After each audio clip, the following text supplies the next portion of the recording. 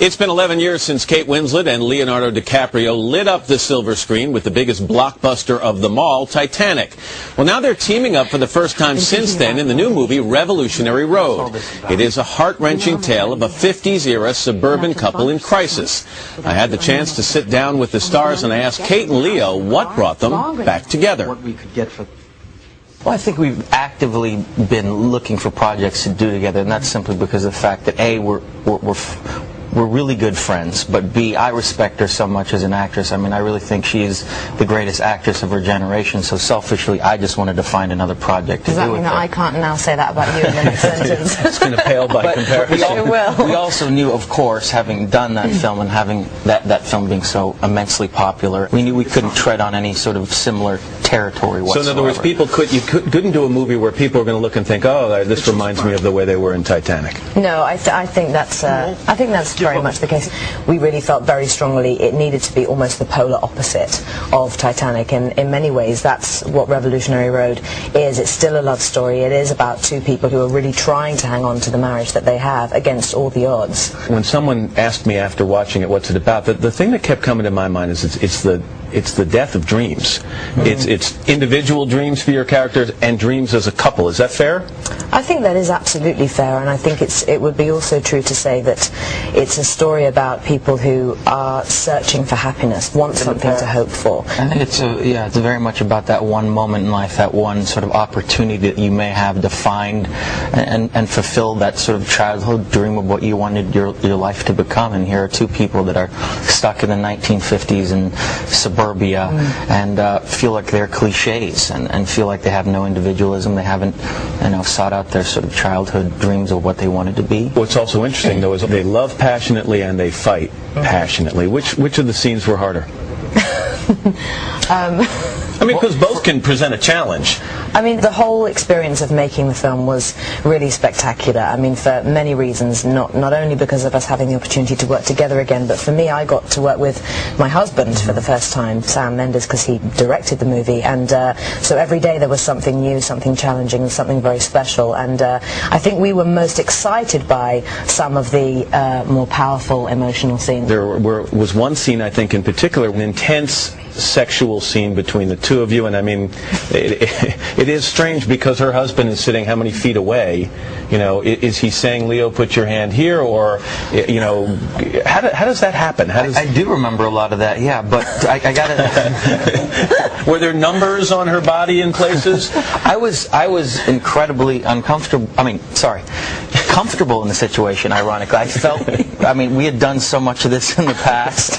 Well, you want to explain that? Well, right. I should explain that. Yeah. No, we had done a film, like we mentioned earlier, Titanic, where it was riddled with those sequences. So I was very comfortable in that situation. I selfishly, of course, didn't think of how Sam might have felt or how Kate might have felt. It was kind of like, all right, let's do this.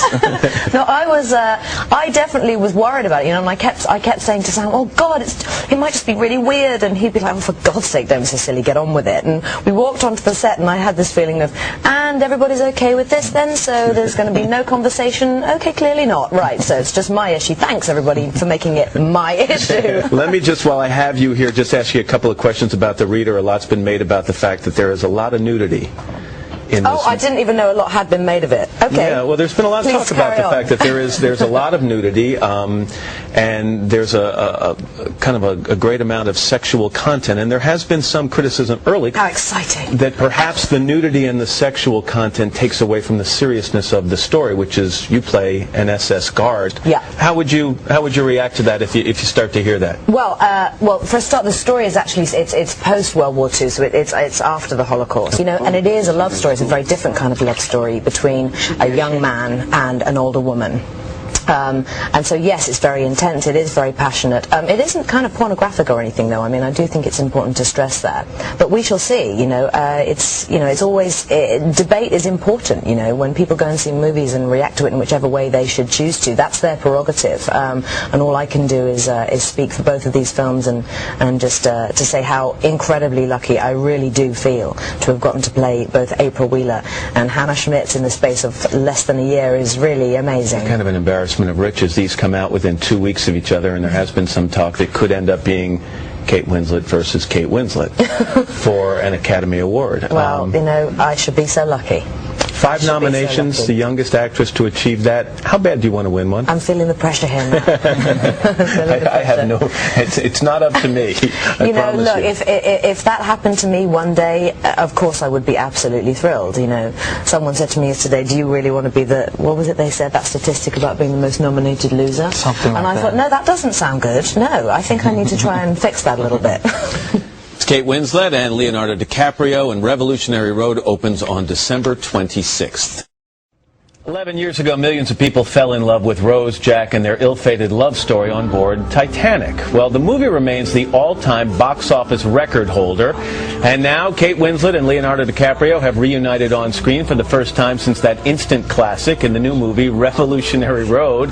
But this time, it's a far different love affair, a dark tale of suburban angst in the 50s that's already generating a lot of Oscar buzz. I kept thinking, this is it, you know? This is the truth. I felt that way once too. When?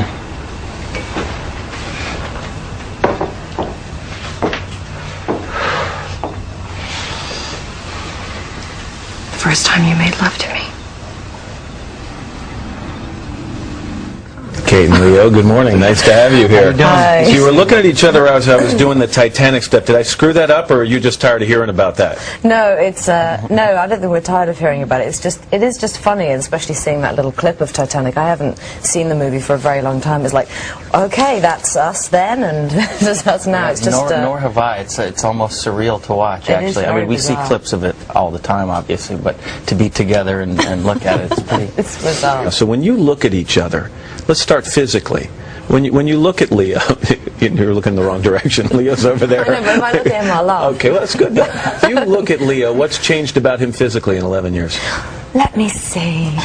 Well, I think I can speak for both of us. We have a lot more wrinkles, don't we, darling? Unfortunately. No, I'm proud of them, though. You know, I watch Revolution Road and I think, damn, look at our foreheads go. I'm really pleased by that. I can't say that you're taller because you were always tall. Right? Was I really? He's a man now. He's a man. Look at him. He's just big and look at A him lumberjack, as a matter of fact. That's what I do in my spare time. Physically, you aren't that different. You're just less puny. That's true. Oh, that's nice. true. Congratulations on that. And how would you describe the She's changes in her? Still as beautiful and radiant as she was the day I met her. This is going to go down as the interview when he was really nice to her I know, and she was exactly. really mean to him. Are your styles the same? I was reading, Leo, where you said that when you look at her script, sometimes she's made kind of intense notations on a lot of pages or a lot of parts of the pages of the script. How's that different from the way you work? Well, yeah, I think I compared it to a forensic scientist. No, she's you know, ever since we met when we were very young, she's just taken her job extremely seriously, done the research to a T, and is the ultimate professional. And, I hate speaking about myself and my own process, so I wouldn't dare to do that, but I will talk about her and say that, you know, she is the consummate professional, and she keeps pushing herself to an emotional truth constantly when she's working, and that's why I keep saying she's the best. And he's the best too. I need to have a chance to say good things about him. No, I think we do work in very similar ways. You do have loads of notes all over your script. You absolutely do. Thanks, Kate. No, but you do. Since you weren't willing to talk about it, she will. Did you want fame as a young guy? I mean, at 16, it was a Du Bois. Did you want to be famous? I wanted to be an actor professionally, certainly. I'm really thankful to, you know, to have two really fantastic parents who supported this snotty little, you know, 11-year-old kid that told them, I want to be an actor, this is what I know I want to be, and took the kid out to auditions. It's a pretty amazing thing. And you didn't think fame was on your radar, from what I understand. No, I really didn't at all. In fact, I'm still kind of coming to terms with it, to be honest, I think. You know, the same as Leo, I knew from when I was very, very young I want to be an actress. I didn't really know what that meant, and I certainly didn't think that it meant making films. To me, that was something that Judy Garland did. But it also seems to me, Kate, that you put some emotional limitations on yourself because you had talked openly about the fact your weight fluctuated so much, and I think you said in some interview, you said, I didn't remember seeing a fat movie star. So I didn't know that it was in the cards for me. Well, you know, when I was, that's very true. As a child, I was overweight. I was very chubby, and I was always like, you know, the wrong kid at the audition because my hair was wrong and the shoes didn't fit. And but yeah, I did lose weight very sensibly when I was younger, and you know, but those days are very much behind me. Never in the back of your mind, though. You never see yourself through that same perspective. Well, it's funny actually. I remember on Titanic. I remember you actually saying to me one day, you know, you've really got to let the whole fat girl thing go. You've really got to let it go. Clearly it was. So he must be just bored to death with it right here. He is, absolutely. It's in the past, honey. You've got to let it go. And that's the truth. You're right. From my perspective, it's nice to interview people who have a real relationship as opposed to a publicity tour relationship. So good luck to both of you, and thanks for coming in. Thank you very much. Thank you very much.